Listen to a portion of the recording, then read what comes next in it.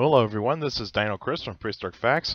This is Prehistoric Facts special episode number 129, and we're going to be talking about a kind of predatory dinosaur, a raptor or dromaeosaur, and that dinosaur is Deinonychus. So here is a size chart of Deinonychus. You get to see how big he is. Now some information about Deinonychus. Now Deinonychus, the name means terrible claw. Length of the animal is 11 feet, approximately 3.5 meters.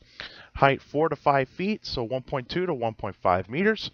Weight 160 to 220 pounds. Lived 115 to 108 million years ago in the early Cretaceous period. Found in North America by John Ostrom in 1969. And John Ostrom is a well-known paleontologist in the paleontology community. So on the upper left corner, is the skeleton of Deinonychus, and I'll talk about the skeleton in a little bit. And then here's a good glance of what Deinonychus could have looked like on the upper right corner. And then down on the bottom right corner, you actually see is John Ostrom with the Deinonychus skeleton, and that was his discovery. He get to name that dinosaur. And then here's a map of North America. Now, where Deinonychus is found, Deinonychus fossils have been found in Montana, Wyoming, Utah, and Oklahoma. So those are actually the types of states that Deinonychus fossils have been found. So wouldn't be surprising that there would be a lot of fossils of Deinonychus still out there. So some more information about Deinonychus. It belongs to the Dromaeosaurinae family, so the dromaeosaurs. Deinonychus is part of the top 5 large dromaeosaurs. So I would actually place it in the either 4th or 5th amongst large dromaeosaurs. Of course, number 1 is going to be Utah raptor. Number 2 is going to be Dakota raptor. And Deinonychus actually belongs in the same kind of family of dromaeosaurs as where Utah raptor and Dakota raptor are actually placed. So that's kind of pretty cool.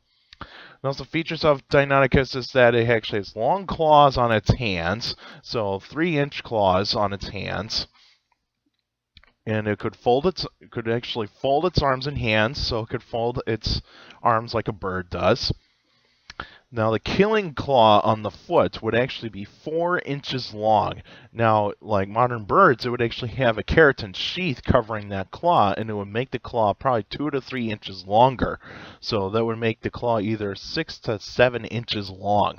And so that is a very, very nasty claw. And like all dromaeosaurs, or raptors, Deinonychus would have been covered with feathers. Now, keep in mind with this, Deinonychus and other dromaeosaurs or raptors actually have nearly 30 features in common with birds. So that is a lot of features. So hollow bones, same respiratory system, warm-bloodedness, feathers, wishbone. I mean, the list goes on and on and on. And also, Deinonychus has a very large brain for its body size. So they were one of the more intelligent dinosaurs, so that actually kind of gives a really good idea of how intelligent these dinosaurs actually are. Now let's look at the skeleton of Deinonychus. And so the skull of this animal is pretty cool. The teeth of Deinonychus are actually blade-like, knife-like, and they have serrations, of course.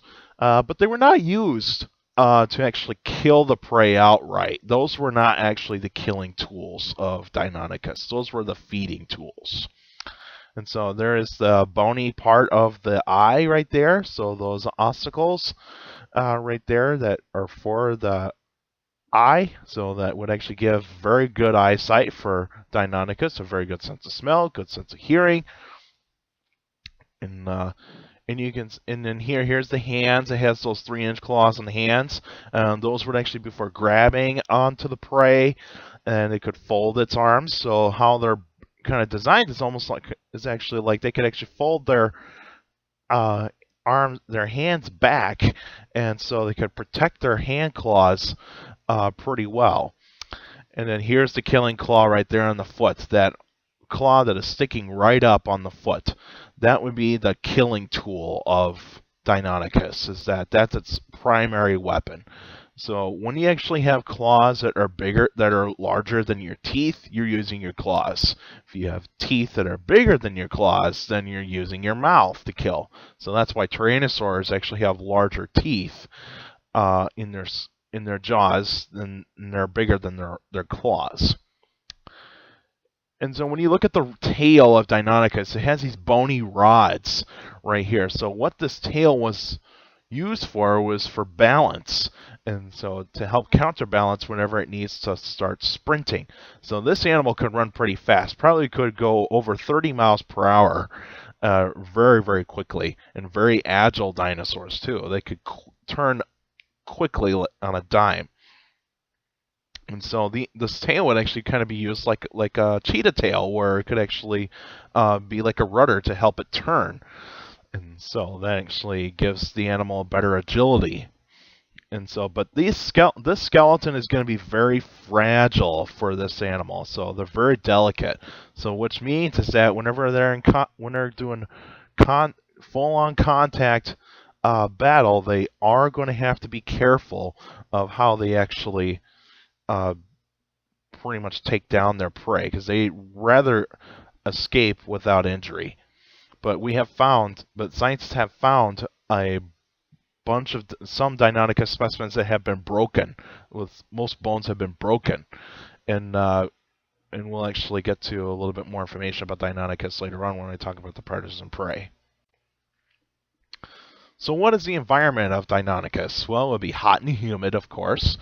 There would be lots of trees, ferns, cycads. Of course, no grass, because grass was never around during the time of the dinosaurs. And then flowers were beginning to dominate. So flowering plants were almost everywhere in the early Cretaceous. And of course, you actually got other animals that were living around that time. You got some mammals, reptiles, insects, amphibians, and other dinosaurs. So you got some pterosaurs, those types of reptiles, crocodiles, those types of reptiles, small shrew-like mammals, amphibians like frogs, salamanders, insects like your dragonflies, flies, and even arachnids were around, scorpions, spiders, and then of course a lot of the other dinosaurs. So the predators and prey. So we'll start with the prey. Deinonychus' prey would actually be actually pretty well known here. And so one of the prey is actually very well known for tackling down is Tenontosaurus, a type of iguanodontid animal that actually would almost look like an iguanodon, but actually is smaller than iguanodon, but does not look like iguanodon that much. And then possibly Deinonychus would actually go after juvenile Sauroposeidon, and Sauroposeidon would be the more common herbivore or sauropod at that particular time. Now, how big would a juvenile Sauroposeidon be for certain Deinonychus? Well, I would actually say possibly maybe juvenile Sauroposeidon that are about the size of a horse, hippo, or even an African elephant would actually be capable for Deinonychus to take down. And of course, a predator that is actually very well known to live at that time, Acrocanthosaurus. So Acrocanthosaurus would be the rival of Deinonychus. And so we actually have some pictures of the predators of prey. So on the upper left corner, you actually see here is Acrocanthosaurus. You see how big it is. It was a very strong theropod dinosaur. So Deinonychus would not actually dare go near an Acrocanthosaurus, because Acrocanthosaurus is too big, too strong, and could actually kill Deinonychus outright. Now let's talk about the prey. So here's Sauroposeidon. Now the juveniles would actually be closer to the size of a human, and so that would actually make it a little bit easier for Deinonychus to tackle down. A full-grown adult would be too much for Deinonychus. And then here's Tenontosaurus right here on the right. Now, in Montana, where Deinonychus was first discovered by John Ostrom, where they have found Deinonychus, they have found a Tenontosaurus skeleton nearby. But around the Tenontosaurus skeleton, there were at least 4 individual Deinonychus specimens that were found around it. And so that actually indicates that Deinonychus hunted in packs.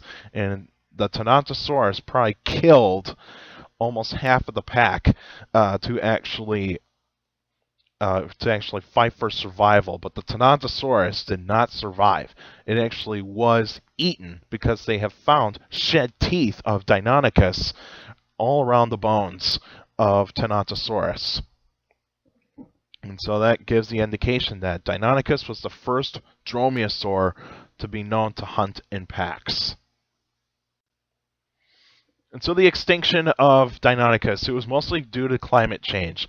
And so with climate change, the plants, there will be new plants, and with those new plants, its prey disappeared. And then the prey actually got bigger, stronger, and the sauropodine types of dinosaurs were starting to go extinct. And also there was new predators coming in. So Acrocanthosaurus was pretty much out the door, and also once there was a new large predator surprise, like say Seats, and then you actually have new dromaeosaurs, smaller, more agile, and smarter dromaeosaurs were coming in to fill in the niche of Deinonychus, and so that gives the extinction of Deinonychus. So here's a map of what the early Cretaceous would look like. This is around 120 million years ago, but this is actually going to be very similar of what it might have looked like around 115 to 108 million years ago. So you get the idea here. So here's North America, and so the Western Interior Seaway is starting to develop.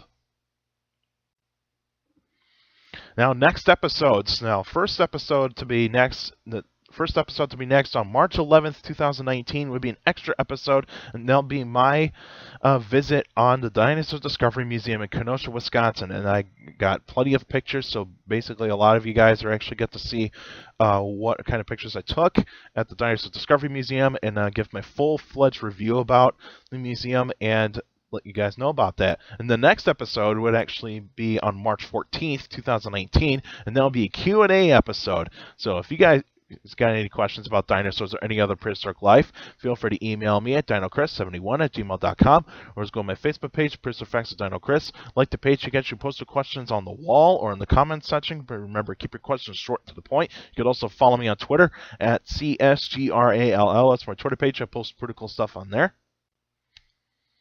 Also, take care of the people around you. And also, for younger people out there, to make sure listening to your parents, your teachers, and your guardians. It's the best motivation to have a good education. It's very important to have a good education. With a good education, get a good job in the future. That's it for now, and I'll see you guys next time.